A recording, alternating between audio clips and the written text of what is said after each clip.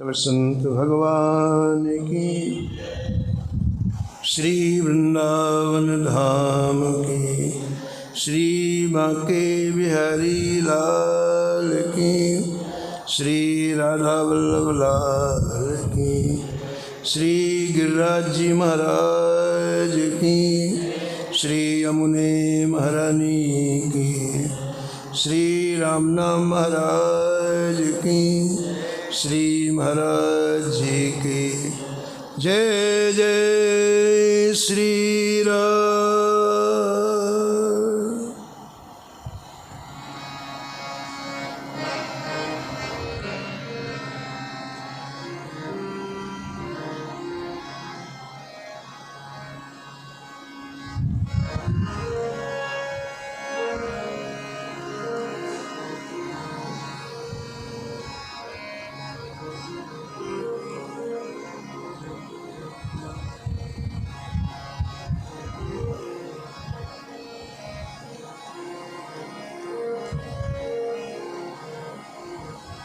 पृथ्वीराज नृपकुल बधू, भक्ति भूप रत्नावती,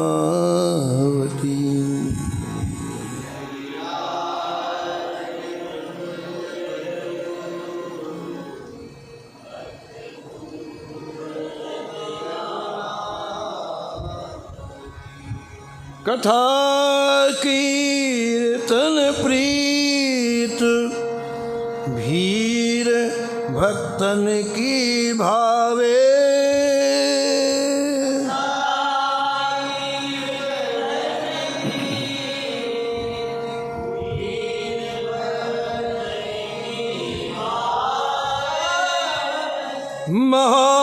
महामहोत्सव मुदित नित्य नंदलाल लड़ावे,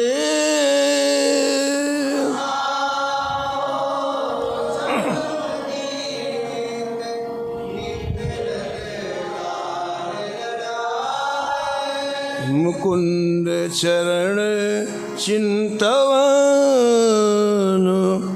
भक्ति महिमा ध्वजधारी,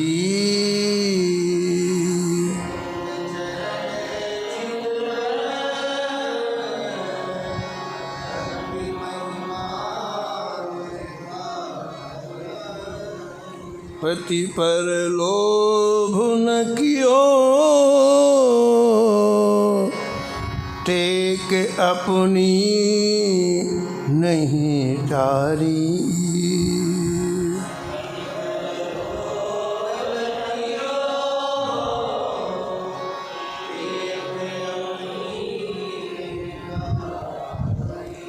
भलपन सब विशेष ही, आमेर सदन सुन खाजती,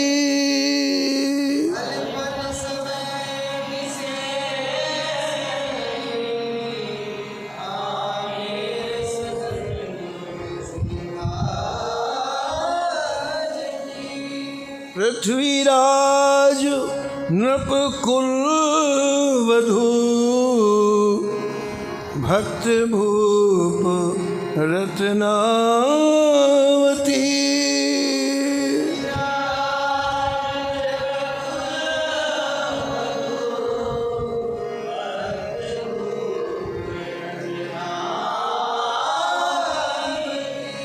भक्त भूप रत्नावती,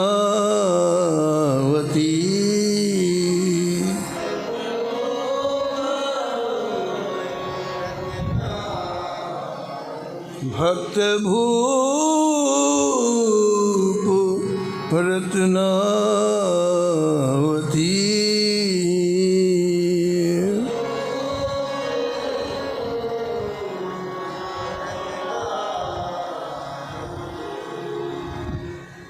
प्रातः स्मरणी परम वंदनी श्री भक्तमाल के रचयिता श्री नाभा गोस्वामी जी इस छप्पे में परम रसिका रत्नावती जी का स्मरण किया है और निष्कर्ष के रूप में कहते हैं कि रानी रत्नावती ने अपने जीवन का एक क्षण भी व्यर्थ नहीं जाने दिया। संतों की यही विशेषता है कि अपने जीवन की इस आयु को क्षणमात्र ही व्यर्थ नहीं जाने देते हैं। एक एक पल का, एक एक क्षण का परम उपयोग करते हैं। श्री ठाकुर जी से प्रार्थना करते हैं कि हे नाथ, न जाने कितने जीवन हम व्यर्थ में गंवा चुके, अब इस जीवन में आपकी कृपा हुई है तो आप ऐसा अनुग्रह करें, ऐसी कृपा करें कि अब जीवन का प्रत्येक क्षण आप में लगे।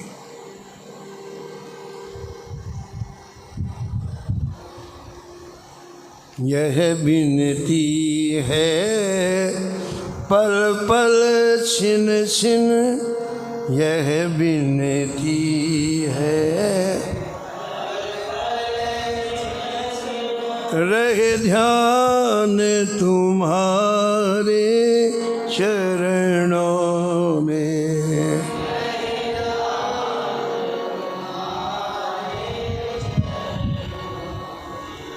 मिलता है सच्चा सुख केवल, मिलता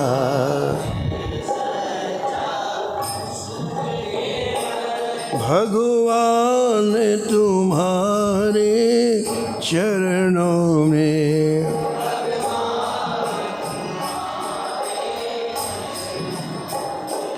चाहे संकट ने मुझे घेरा हो,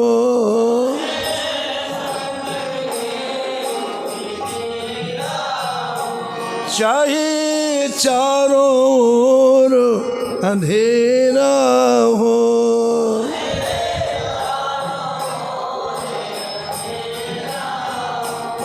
पर मन ना डगमग मेरा हो, पर मन ना रहे ध्यान तुम्हारे चरणों में।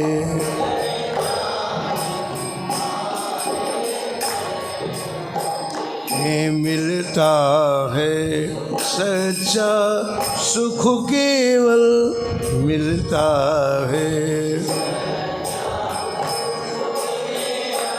भगवान तुम्हारे चरणों में।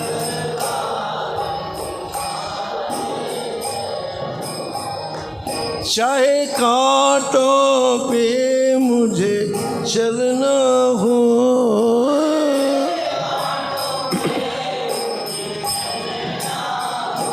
चाहे अग्नि में मुझे जलना हो,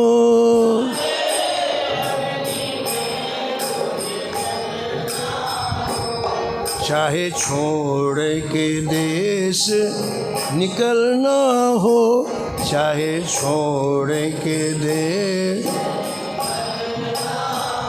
रहे ध्यान तुम्हारे चरणों में रहे।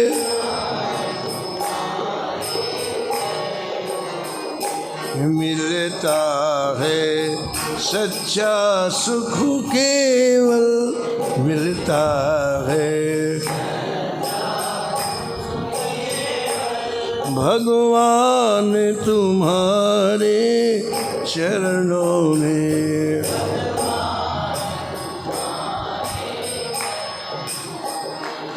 जिह्वा पर तेरा नाम रहे,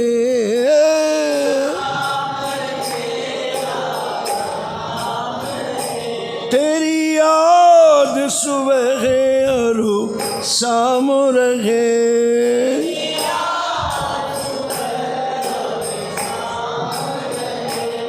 तेरी याद में आठों याम रहे, तेरी याद में रहे ध्यान तुम्हारे चरणों में रहे।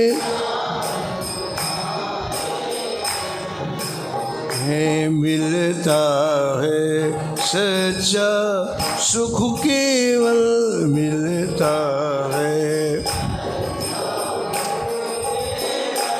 भगवान तुम्हारे चरणों में भगवान में यह विनती है, पल पल छिन छिन यह विनती है, रहे ध्यान तुम्हारे चरणों में रहे ध्यान। तो एक क्षण भी रानी रत्नावती जी का व्यर्थ नहीं गया। यही जीवन की सार्थकता है, मानव जीवन का यही सबसे बड़ा लाभ है। जीवन की प्रत्येक श्वास श्री ठाकुर जी के काम में आए, उनके नाम में, उनके रूप में, उनके लीला में, उनके धाम में। जीवन की अंतिम श्वास तक केवल इन्हीं का चिंतन हो। कल श्रवण कर रहे थे कि रानी रत्नावती को इतना ऊंचा उठाने वाले कौन था। एक दासी थी जिसका अंतःकरण प्रेम रंग में रंगा हुआ था। संत की पहचान हृदय से होती है। हृदय जिसका प्रभु के रंग में रंगा है वो संत है।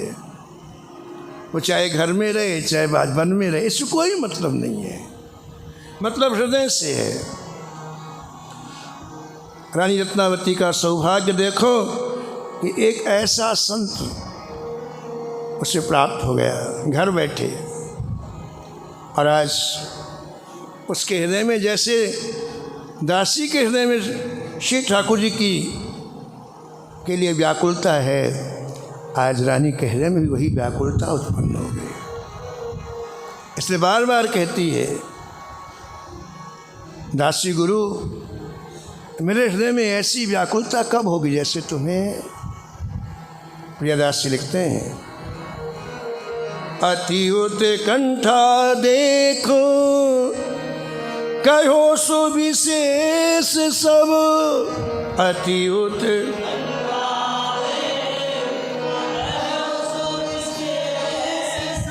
रसिक नरेशन की वाणी कह दई है।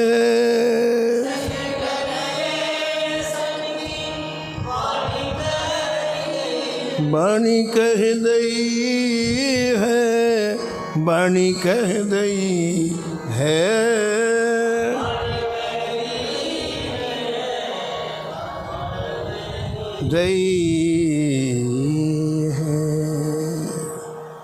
भक्ति का एक माहौल होता है, जिस माहौल में हमारा मन, हमारी बुद्धि, हमारा चित्त रंग जाता है। भक्ति का एक परिवेश होता है, भक्ति का एक वातावरण होता है, और वो दिव्य वातावरण इन दिव्य संतों के द्वारा निर्मित होता है, जिनके जीवन में कोई चाह नहीं है। तज हरि भजन काज नहीं दूजा, जिनके जीवन का लक्ष्य केवल भजन बन गया है, उन लोगों की उपस्थिति से ऐसा वातावरण निर्मित होता है जहाँ कोई भी जाता है उसका अंतःकरण भी वैसा ही हो जाता है। इसलिए दासी गुरु ने विचार किया कि रानी को कुछ प्रेम की बातें कहने के पहले इन प्रेमियों के बारे में पता होना चाहिए। प्रेमी कैसे उठते हैं, कैसे बैठते हैं, कैसे चलते हैं, प्रेमी की चितवन कैसी होती, प्रेमी सुनता क्या है, प्रेमी का खाना क्या है, प्रेमी का सोना क्या है, प्रेमी कैसे अपना कालयापन करता है 24 घंटे, इसका परिचय होना चाहिए। इन कथाओं को सुनने से रुचि उत्पन्न, हम भी ऐसा करें। हमारे मन में सात्विकता आती है। जैसे इन प्रेमियों को ठाकुर जी की भूख है ना, धीरे धीरे स्नेही स्नेही इनके पवित्र चरित्रों को सुनते सुनते ग्रंथकार कहते हैं वही भूख हमारे हृदय में भी जागृत हो जाती है। इसलिए इन कथाओं को दासी गुरु ने एक दिन नहीं सुनाया, 2 दिन नहीं सुनाया, 1 महीने नहीं सुनाया, 2 महीने लगातार सुनाया, विराम नहीं दिया, 24 घंटे सुनाया। ऐसा रस है इन कथाओं में। श्री ठाकुर जी का अनुग्रह हो जाए, कृपा हो जाए और अंतःकरण को चस्का लग जाए तो सब कुछ भूल जाता है। ऐसे ही वक्ता है दासी गुरु, जिसको रानी ने ऊपर अपने पलंग में बैठा दिया है। श्रोता है रानी रत्नावती, जिसकी प्यास इन रसिकों की कथा सुनने से और बढ़ती जा रही और बढ़ती जा रही है। श्रोता का जितना भाव होता है वक्ता उतना ही डूबता है। श्रोता के भाव ही वक्ता के हृदय से निकलते हैं। यहाँ किसी तरह के ज्ञान की आवश्यकता नहीं है, ज्ञान का भाव की आवश्यकता है। इसलिए रानी रत्नावती को उत्कंठा देख करके श्री ठाकुर जी दासी गुरु के हृदय में नई नई कथाएं प्रकट कर रहे हैं। आप विचार करो, 24 घंटे कथा कह रही है दासी गुरु, कितनी कथाएं की होगी। लेकिन धन्य है सुनने वाले को, जिनके श्रवण समुद्र समान, जिनके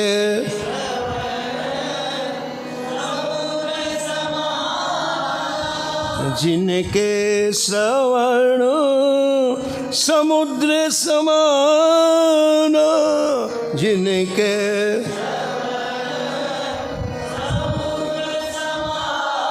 कथा तुम्हारे सुभग सरिना,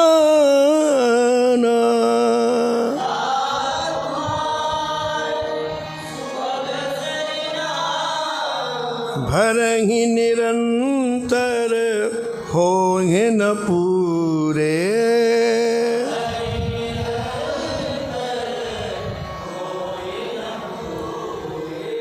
तिनके ही तुम कह ग्रह रूरे।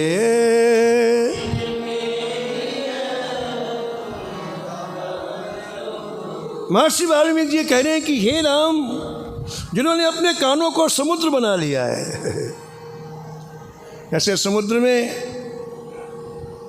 निरंतर नदियां जल डालती हैं, 1800 नदियां निरंतर समुद्र में जल डालती है, लेकिन समुद्र में कोई फर्क नहीं पड़ता है। और आओ और आओ और आओ। ऐसी जिन्होंने कानों को समुद्र बना रखा है और निरंतर कथा सुनते हैं, कभी नहीं कहते बस बस नहीं, और कभी पूरे नहीं होते हैं, कभी तृप्त नहीं होते, और। महर्षि वाल्मीकि जी कहते हैं, हे नाथ, ऐसे हृदय को आप अपना घर बना लो और वहाँ निवास करो। जिनकी कथा में इतनी चाह है वहाँ जरूर रहो। तो दासी गुरु ने लगातार कथा सुनाई, लगातार, जिसमें किसी दूसरे माहौल का प्रवेश ना हो जाए। आप लोगों ने देखा होगा, बहुत बड़े बड़े भजनानंदी संत अपनी भजन की कुटिया में किसी को नहीं जाने देते हैं। क्यों? दूसरे के अणु परमाणु न प्रवेश कर जाए। श्री जयमल जी कभी अपने भजन स्थल में किसी को नहीं जाने देते थे, चाहे घर का हो चाहे अत्यंत से, उससे कोई मतलब नहीं, मतलब अणु परमाणु से हैं। अगर दूसरे अणु परमाणु प्रवेश कर गए तो वह एटमॉस्फेयर बदल जाएगा, वो वातावरण बदल जाएगा। इसलिए लगातार दासी गुरु ने कथा सुनाई। देखो आप प्रेमी कैसे होते हैं, प्रेमी हृदय कैसा होता है। देखो श्री रामानुजाचार्य जी महाराज श्रीरंगम में विराजते, श्री रंगनाथ जी की सेवा करते। उसी समय दक्षिण भारत में एक बड़ा ही क्रूर राजा हुआ, दुष्ट राजा हुआ, जो चोल देश का राजा था। उसका नाम था कौलुतुंग। बड़ी दुष्ट प्रकृति का था वो। उसी का शासन था दक्षिण भारत में। वैष्णव से बहुत ज़्यादा द्वेष करता था। वैष्णव विहीन पृथ्वी को बनाने का उसने निश्चय कर रखा था। तो उसे पता चला कि श्रीरंगम में श्री रामानुजाचार्य जी वैष्णव धर्म का प्रसार कर रहे हैं, तो बोले जाओ पकड़ के लाओ। कई सैनिकों को भेजा। संयोग ऐसा कि रामानुजाचार्य जी उस समय कावेरी में स्नान करने गए थे, और कुटिया में कौन थे? श्री कुरेश जी। कुरेश जी ने विचार किया कि ये दुष्ट लोग हैं, गुरुजी का जाना ठीक नहीं है, मैं ही चला जाता हूँ गुरुजी के बदले में। कुरेश जी उन लोगों के साथ में चले आए,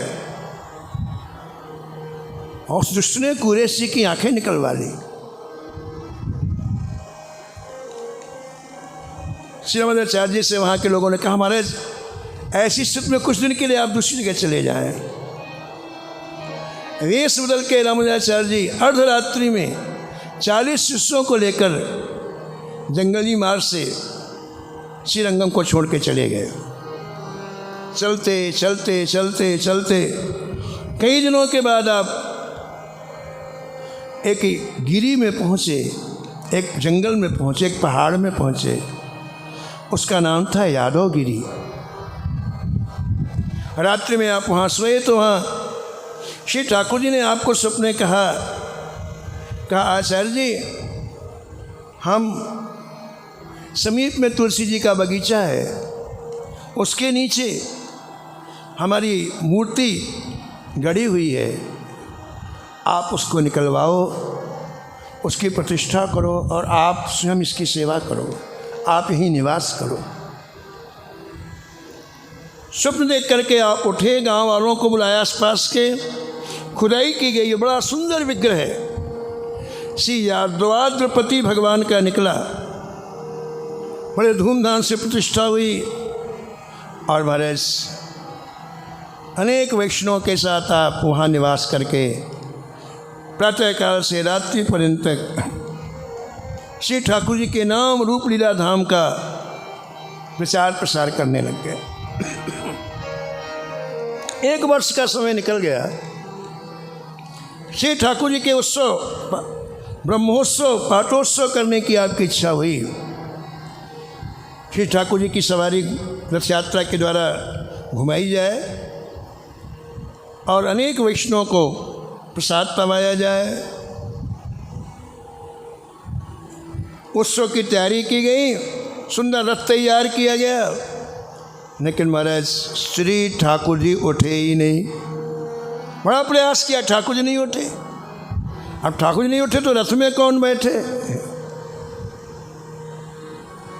तो निराश हो गए। अब जब तक यात्रा नहीं निकले तो उत्सव कैसे हो? तो निराश हो गए। और निराश होने के बाद विचार करने लगे, इन्हीं तो ठाकुर जी को उठा के रखा मंदिर में, अब क्या हो गया कि ठाकुर जी उठ नहीं रहे? तो रात्रि में स्वप्न दिया श्री ठाकुर जी ने, कहा आचार्य जी, हमारा उत्सव विग्रह है बादशाह दिल्ली के यहाँ, दिल्लीश्वर बादशाह के यहाँ विराजमान है, आप उसे ले आओ और उसे रथ में बैठा करके उसकी शोभा यात्रा निकालो। ये जो विग्रह आपने मंदिर में पधराया है, ये अचल विग्रह है, इसलिए आप हमारे चल विग्रह को लेके आओ उनका नाम है संपत कुमार। ऐसा श्री ठाकुर जी ने स्पष्ट आदेश दिया। बहुत प्रसन्नता हुई आपको। और ग्रंथकार कहते हैं कि आपने अनेक वैष्णव को बुलाया करके कहा कि मेरा ऐसा ऐसा मुझे जल्दी चला जाए, बड़ा सुयोग, बड़ा सौभाग्य इसी समय चला जाए। 1000 वैष्णव यादवाद्रगिरी से चल करके दिल्ली आए। मुसलमानी बादशाह था, यमुना जी के किनारे सबने अपने अपने आसन लगाए और श्री राजाचार्य जी ने संदेशा भेजा वैष्णव से, जाओ यहाँ के दिल्लीश्वर से कहो आप कि हमारे ठाकुर जी तुम्हारे यहाँ हैं, हमारे ठाकुर जी दे दें। कुछ वैष्णव गए, कौन पूछो राज दरबार में महाराज वैष्णव को, कोई बातें करने को तैयार नहीं, घंटों खड़े रहे। वापस आके बोले महाराज वहाँ तो कोई सुनता ही नहीं है। अच्छा, बोले चलो सब मिलके चलो। पूरे 1000 वैष्णव गए और उनके महल के 4 दरवाजे थे जहाँ से लोग आते जाते थे। चारों दरवाजे में खड़े हो गए 500 लोग। ना किसी को अंदर जाने देते, अंदर वाले को बाहर नहीं जाने देते। अरे मंत्रियों को बड़ा गुस्सा आया, इनकी ये हिम्मत, हमारे महल में रोकने की हिम्मत इनकी। मंत्रियों ने कहा तोप से उड़ा दो उनको सबको, तो उड़ा दो सबको। एक मंत्री ने कहा देखो भाई, बादशाह से पहले पूछ लेना चाहिए। बोला ठीक है। तो सब मंत्री बादशाह के पास गए और कहा कि हजूर, ये बैरागी लोग, ये हिंदू फकीर हमारे काम में व्यवधान दे रहे हैं, आपकी आज्ञा हो तो हम तोप से उड़ा दें। अब सरकारी सहायता देखो आप, ठाकुर जी की सहायता को सरकारी सहायता कहा जाता है। यवन था, उसे क्या है, तो 1 मिनट जीभ हिलानी थी, हाँ उड़ा दो, और सबको उड़ा दिया जाता 2 मिनट में। लेकिन ठाकुर जी ने क्या किया, उसकी बुद्धि को घुमाया। बोले नहीं नहीं नहीं, हम देखना चाहते हैं कौन से ऐसे हिंदू फकीर हैं जो यहाँ आकर के ऐसा काम कर रहे हैं, हमें ले चलो वहाँ पर। ग्रंथकार कहते हैं कि जब बादशाह आया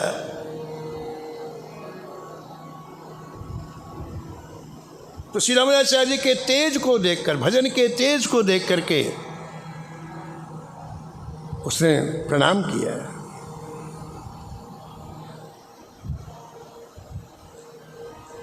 और कहा कहिए आप मेरे से क्या चाहते हैं, आप ऐसा काम क्यों कर रहे हैं, हमारे काम में व्यवधान क्यों डाल रहे हैं।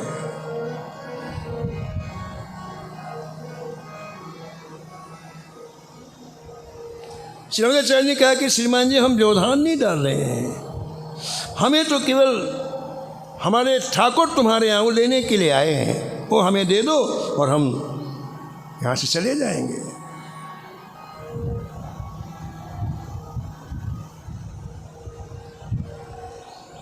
बादशाह के यहाँ एक ऐसा म्यूजियम था जिसमें हजारों विग्रह लूट के लाए थे, वो पड़े थे हजारों।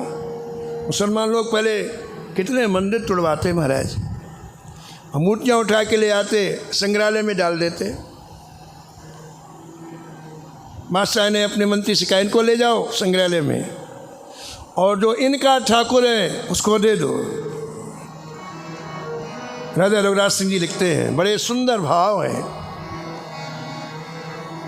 बादशाह के गए मकान, बादशाह साह मंगाया मूर्ति नाना,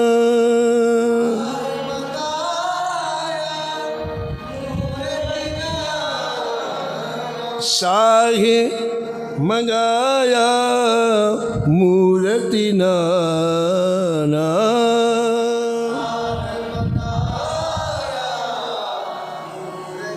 मूर्ति नाना मूर्ति। मंत्री के साथ श्री रामानुजाचार्य जी गए और संग्रहालय में एक तरफ से जितनी मूर्तियां रखी थीं, एक तरफ से देखा मूर्ति नहीं कोई। स्वप्न में अपना दर्शन करा दिया था रामानुजाचार्य जी ने। रामानुजाचार्य जी को श्री ठाकुर जी ने, हम ऐसे श्री संपत कुमार जी, श्री ठाकुर जी का नाम है, उन्होंने स्वप्न में दर्शन करा दिया था। इसलिए उसी मूर्ति को आप उस म्यूजियम में खोजते रहे, संग्रहालय में घंटों लग गया, नहीं मिले। आप वापस यमुना किनारे आ गए, बड़े चिंतित हो गए कि ठाकुर जी ने मुझे यहाँ भेजा है, कह के भेजा है, और ठाकुर जी का विग्रह नहीं है, दूसरे विग्रह हैं। अब मुझे क्या करना चाहिए? बड़े चिंतित हो गए, बड़े दुखी हो गए श्री रामानुजाचार्य जी। राजा रघुराज सिंह जी लिखते हैं,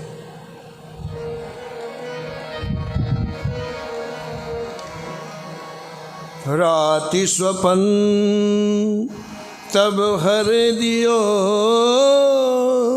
राति स्वपन तब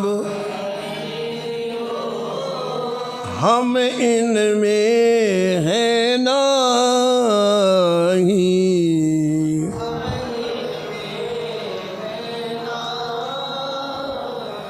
सहजादी के सेज में सहजादी बिलसत निस दिन जाई।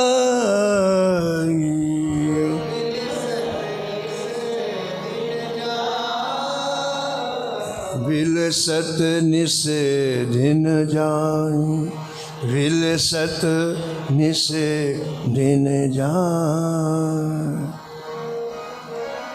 आचार्य जी, हम म्यूजियम वाले नहीं हैं, हम तो प्रेमी को खोजते हैं, और जहाँ भी प्रेमी मिलता है हम वहाँ जाते हैं। संग्रहालय वाले हम नहीं हैं। इस बादशाह की शहजादी बेटी को हमसे बड़ा प्रेम है, हम क्या बताएं। संपत कुमार जी कहते हैं, हम क्या बताएं उसका कितना प्रेम है हमारे ऊपर, हम वर्णन नहीं कर सकते हैं।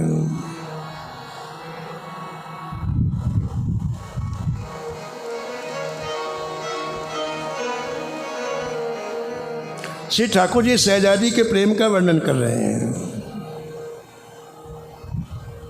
रति रही साहे की इको संजादी,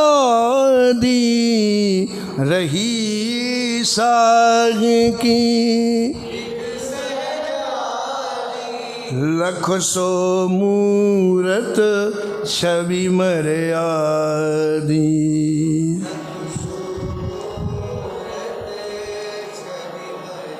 लख सो मूरत छवि मर्यादी।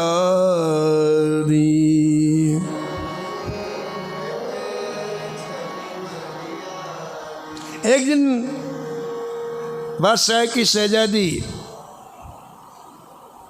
संग्रहालय चली गई जहाँ मूर्तियाँ रखी थी, और संपत कुमार के ऊपर जैसे दृष्टि पड़ी वैसे उनको उठा लिया, लेकर अपने कक्ष में आई।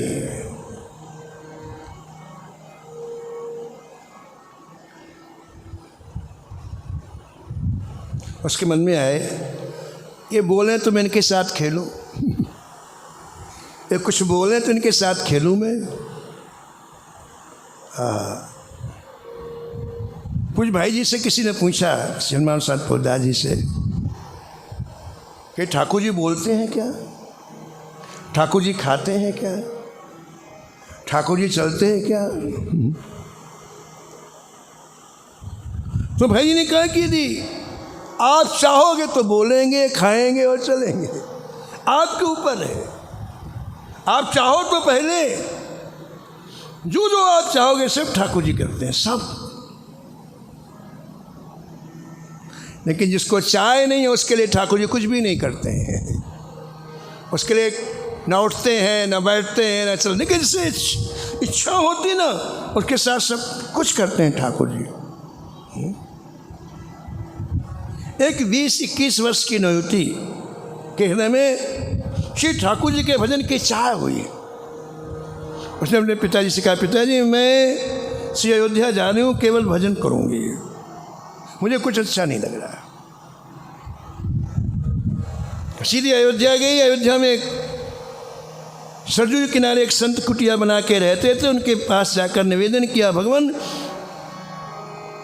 मुझे भजन करना है, मुझे आप उपदेश दो, मुझे मंत्र दो, आप दीक्षा दे दो। उन्होंने पूछा, बेटी तेरे को कौन से ठाकुर जी अच्छे? बोले छोटे ठाकुर अच्छे लगते हैं, छोटे ठाकुर मुझे बहुत अच्छे लगते हैं।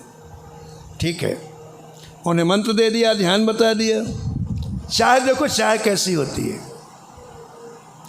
3 महीने, ठीक 90 दिन में ही श्री राम जी रात्रि में 12 बजे आते, उसकी छाती में खेलते। 3 घंटे तक लगातार खेलते महाराज। कोई चाहे तो सही। रोज का क्रम बन गया। रोज राम जी आते, उसकी छाती में 3 घंटे तक खेलते। श्री राम मंगल दास जी अयोध्या जी के बड़े सिद्ध संत ने ये कथा लिखी है कि 3 घंटे रोज खेलते। उसको समय का पता ही नहीं चला, कितने साल निकल गए। प्रेमियों, चित्त की वृत्ति जिस दिन ठाकुर जी में लग जाएगी, आप कब बूढ़े हो गए पता ही नहीं चलेगा, कब शरीर छोड़ के चले गए पता ही नहीं चलेगा। जब तक चित्त संसार में रहता है तो व्यक्ति एक एक दिन गिनता है।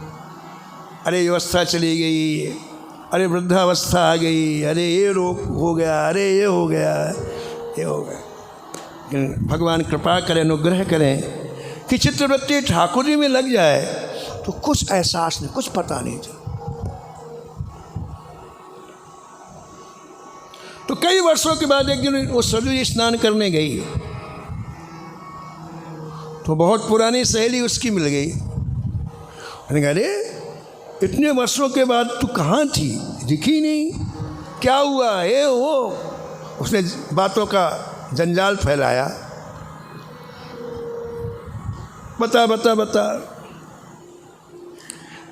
वो बताने को तैयार नहीं हुई तो कसम खिलाई, बोले मेरे को अपना नहीं मानते तो। और उसने बता दिया कि मेरे ऊपर ठाकुर जी की बड़ी कृपा है। प्रतिदिन ठाकुर जी रात्रि में 12 बजे आकर के मेरी छाती में खेलते हैं। इतना बता उसका, और उसी दिन से ठाकुर जी का आना बंद। ये बड़ी मूल्यवान बातें हैं। सड़क में मत कहो इसको, ठाकुर जी को सड़क छाप मत बना दो, फिर ठाकुर जी नहीं आते। व्यक्ति अपने अनुभव बताता है लोगों से, हमको ये हुआ है, लोग हमारी प्रशंसा करें, लोग हमें भजनानंदी माने, और कुछ नहीं उसका उद्देश्य। ठाकुर जी किनारे हो जाते, बोले जा भाई जा, तू हमारे काम का नहीं, संसार के काम का, जा भाई जा। इसलिए ऐसी बातें का स्वादन करो, सड़क छाप मत बनाओ इनको। ठाकुर जी ने आना बंद कर दिया। वो गुरु जी के पास गई, गुरु जी ने कहा तूने बड़ी गलती की। इसके बाद फिर ठाकुर जी कभी नहीं आए, उसके प्राण चले गए, लेकिन ठाकुर जी नहीं आए। तो प्रेमियों, हम जैसा चाहते हैं ठाकुर जी वैसा करते हैं। हम चाहें तो ठुमको चलत रामचंद्र बाजत पैजनिया,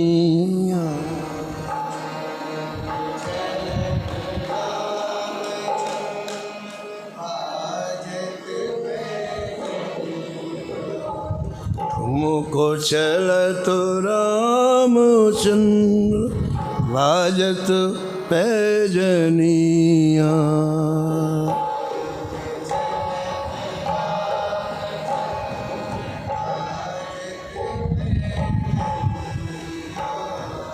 तुलसीदास अति आनंद देखो के मुखार बिंद, तुलसीदास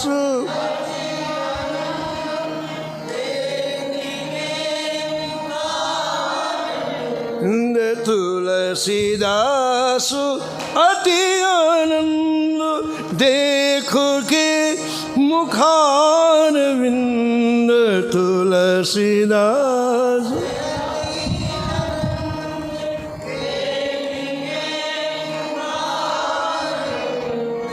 रघुवर छवि के समान रघुवर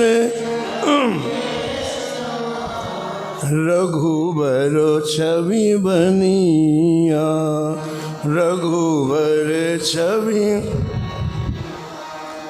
ठुमको चला तो रामचंद्र ठुमको बाजत पैजनिया बाजत पैजनी बाजत पैजनिया। तो उस शहजादी के मन में हुआ कि मेरे से बोले तो मैं इनके साथ खेलूं। जीवन में सहजता होनी चाहिए। कपट भरा जीवन अच्छा नहीं होता है, न अपने काम का होता है न ठाकुर के काम का। सहजता सरलता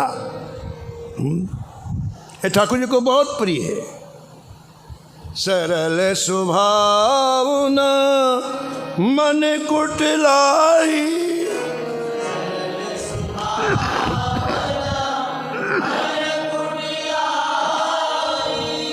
सहज सरल स्वभाव न जथा लाभ संतोष सदाई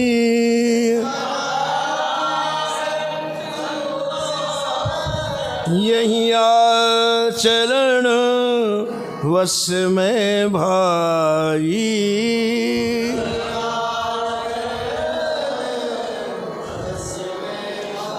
ना हो, केवल सहजता और सरलता हो। तो ठाकुर जी कहते मैं उसके बस में हो जाता हूं। तो शहजादी की सरलता से ठाकुर जी रीझ गए। वो बार बार कहती कि बोले तुम इनके साथ, तो रीझ गए ठाकुर जी। ठाकुर जी मुस्कुराए और मुस्कुराने के बाद खेलना प्रारंभ कर दिया। राजा रविदास सिंह लिखते हैं खेलन हित गुण पूतरी खेलन हित गुण पूतरी लियो पिता सो मांग साहे सहज गुण देत भो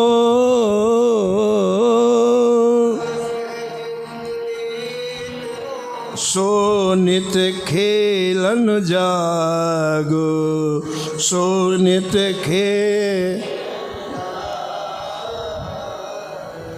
इतने प्रिय लगने लगे उस शहजादी को ठाकुर जी।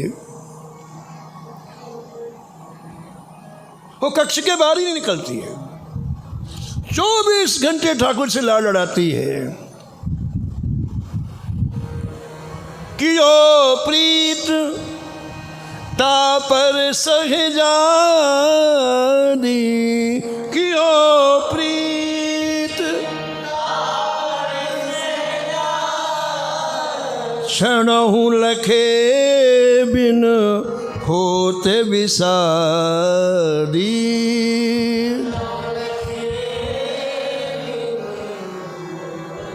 कितना बड़ा सौभाग्य है व्यक्ति को यदि संपत्ति मिले, अधिकार मिले, और संपत्ति और अधिकार का उपयोग ठाकुर जी के लिए करें।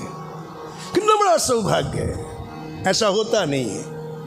जिनके पास संपत्ति अधिकार उनको रुचि नहीं ठाकुर जी में, मर जाते हैं फिर सांप बन के उसकी रक्षा करते हैं।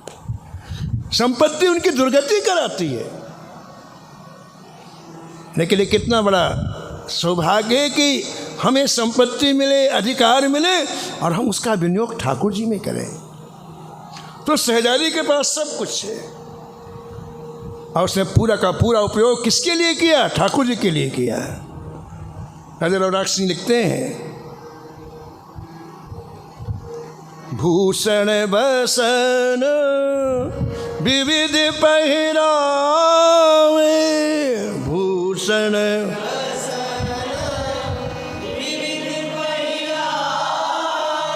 भूषण वसन विविध पहरावे,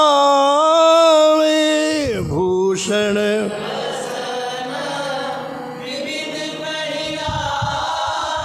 अपने संग ही मोहि जियावे,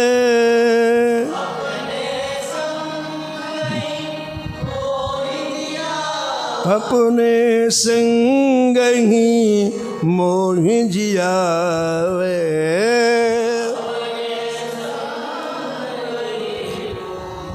श्री ठाकुर जी की हर सेवा अपने हाथ से करते हैं। ठाकुर जी को वस्त्र बनाना, ठाकुर जी को अलंकार बनाना, श्री ठाकुर जी के लिए रसोई बनाना, उसके हजारों नौकर दासियां थे ना, किसी का प्रवेश नहीं। ये है प्रीति। दोपहर में ठाकुर जी को सामने बैठा लेती और अपने हाथ से खिलाती। अपने संग ही मोहि जियावे, अपने संग ही। शहजादी कहती है, श्री ठाकुर जी कहते हैं रामलाचार्य जी से कि आचार्य जी मुझे कितना प्रेम करती है, देखो आप। भोजन कराने के बाद फिर मुझे विश्राम कराती है, सिंहासन में नहीं, किसी अलग से पलंग में नहीं, अपने साथ सुलाती है मुझे। शयन करावत एक ही सेजू, शयन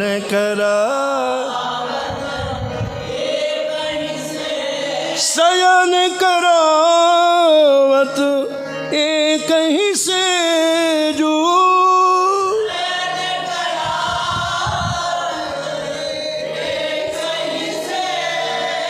निस्दिन कियो मोर बंधे जो, निस्दिन कियो, निस्दिन कियो मोर बंधे जो।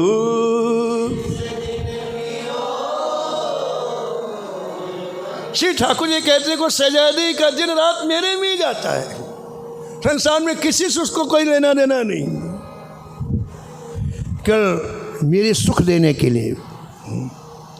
प्रेम का तात्पर्य क्या होता है बताओ? प्रेमास्पद को सुखी करना है, उसको अपना कोई सुख होता ही नहीं है। तत् सुख सुखोत्तम, उनके सुख में सुखी होते हैं, अपने शरीर का कोई सुख नहीं, अपना सुख कोई नहीं।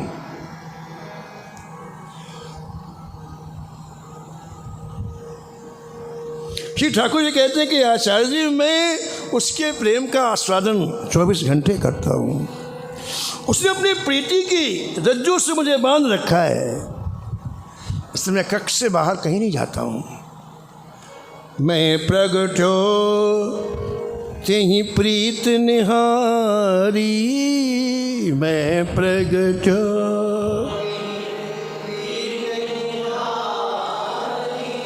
सो मम चरण प्रीति रजुडारी, सो मम चरण। तो मैं संग्रहालय में नहीं हूँ, ठाकुर जी बोले, मैं तो शहजादी के पलंग में सो रहा हूँ। ताते बाद साहे ढिंग जाई,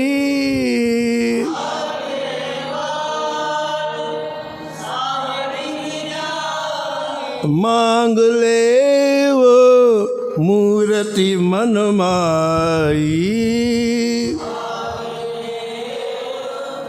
इसलिए आप दुखी मत हो, आप प्रातःकाल बादशाह के पास जाओ और मुझे मांग लो। अब कल जाएंगे, रात भर विश्राम करेंगे, इसलिए कथा भी कल होगी।